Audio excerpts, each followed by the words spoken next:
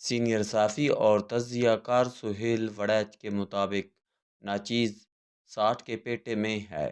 ایسے میں چراغ آخر شب ہونے کا احساس بڑھ جاتا ہے اور بار بار یہ سوچ آتی ہے کہ پیارے ملک کا مستقبل کیا ہوگا، آنے والے دنوں میں تاجکستان کے رنگ کیا ہوں گے۔ یہ ناچیز نجومی نہیں، نہ ہی اسے مستقبل کا اصلی حال معلوم ہے، تاہم اندازے اور قافیہ لگانے میں حرج ہی کیا ہے۔ پاکستانی منظرنامے میں کوئی انہونی نہ ہو گئی تو مستقبل میں تین بڑے سیاسی نام ایک دوسرے کے مد مقابل ہوں گے۔ کپتان خان ماروثی سیاست پر یقین نہیں رکھتے، لیکن عملی طور پر پہلے ان کی بیوی اور اب بہنیں ہی ان کی سیاست چلا رہی ہیں، بلکہ اب تو پہلی بار ان کے دونوں صاحبزادوں نے لندن سے سیاست پر لب کشائی کی ہے۔ پیپلز پارٹی کے چیئرمین بلاول بھٹو پارٹی کا مکمل چارج لے چکے ہیں اور زرداری صاحب کے جانشین کے طور پر اپنے اختیارات کا مکمل استعمال بھی کر رہے ہیں۔ میاں نواز شریف کی صاحبزادی مریم نواز سیاسی جانشین کے طور پر اپنی پوزیشن روز بروز مضبوط کر رہی ہے۔ مقتدرہ سے ان کے تعلقات مثالی ہیں، گویا اب اگلا سیاسی مقابلہ انہی تینوں میں ہوگا: نواز شریف، آصف زرداری اور عمران خان۔ اس وقت سیاسی بیک سیٹ پر ہیں، فرنٹ پر اب مختلف چہرے چھا رہے ہیں۔ سب سے پہلے تحریک انصاف کا ذکر ہو جائے۔ حالیہ پاک بھارت جنگ نے جنرل عاصم منیر اور مقتدرہ کا گراف بلند کر دیا ہے اور تحریک انصاف کے وژن پر سوالات پیدا کر دیے ہیں۔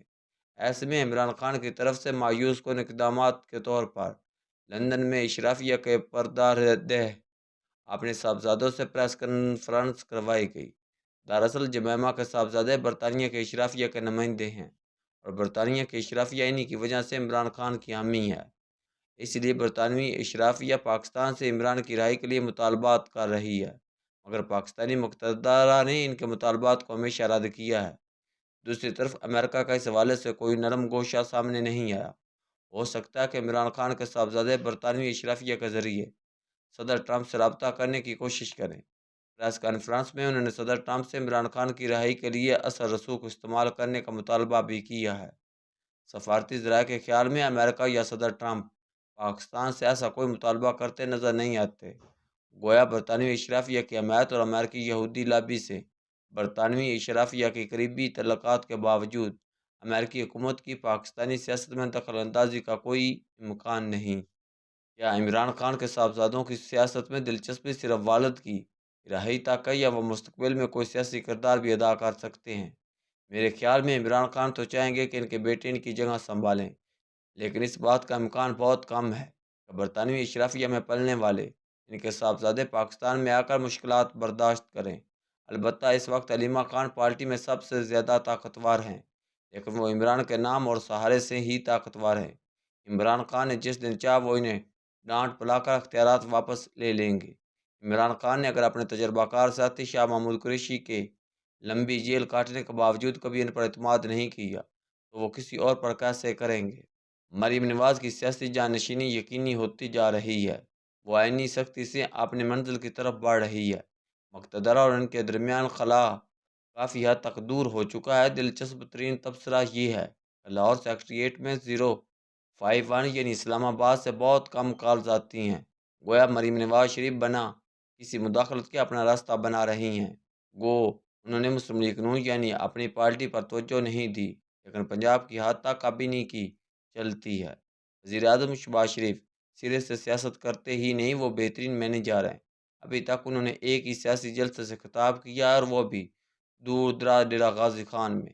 ابھی یہ اندازہ کرنا تو مشکل ہے کہ کیا نواز شریف نے مریم کو جانشین بنانے کے فیصلے سے شہباز شریف کو آگاہ کیا ہے یا نہیں۔ اندازہ یہ ہے کہ شہباز شریف چونکہ بغیر کسی مزاحمت کے مریم نواز کو سفارتی تقریبات میں متعارف کروا رہے ہیں، اسی لیے لگتا ہے کہ انہوں نے بھی مریم نواز کی جانشینی کو تسلیم کر لیا ہے۔ اب رہ گئے بلاول اور پیپلز پارٹی کی سیاست۔ سندھ کے وزیر اعلیٰ مراد علی شاہ بہت قابل اور ڈائنامک ہیں، مگر اندھی سیاست میں قابلیت نہیں قربت دیکھی جاتی ہے۔ پیپلز پارٹی سندھ کی ایک لابی فریال تالپور کو وزیر اعلیٰ بنانا چاہتی ہے۔ فی الحال فریال تالپور یہ عہدہ لینے کے لیے تیار نہیں، وہ پس سے پردہ رہ کر ہی کام کرنا چاہتی ہیں۔ دوسری طرف بلاول کے بھارت کے خلاف جارحانہ بیانات کے باوجود مقتدرہ سے ان کی اتنی قربت نظر نہیں آ رہی۔ जितनी बतौर वज़ीर ख़ारजा हुआ करती थी। बिलावल कई मौक़े पर मुक़्तदर के ख़िलाफ़ भी गुस्से में आ जाते हैं, जिसका रद्द-ए-अमल भी आता है। ऐसे मौक़े पर सदर ज़रदारी मुदाख़लत करके मामलात को सुलझाते हैं। बिलावल का सिंध की सियासत पर अभी होल्ड है। मुर्तज़ा भुट्टो के साहबजादे जुल्फ़िकार यूनियन की तरफ से सियासत और नैनो के मसले पर कौम परस्त के शोर शराबे के बावजूद बिलावल भुट्टो की मकबूलियत को फ़िलहाल कोई ख़तरा नहीं।